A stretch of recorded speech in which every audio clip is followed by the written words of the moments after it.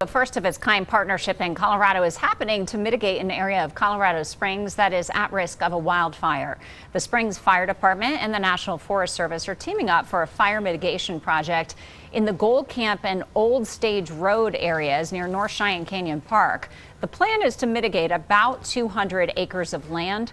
Work is expected to start in late August.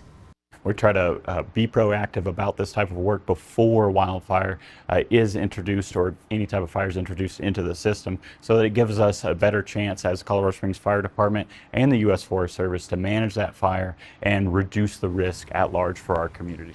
Work is expected to be done by next November. If more money becomes available, this fire mitigation project could increase from 200 to 400 acres.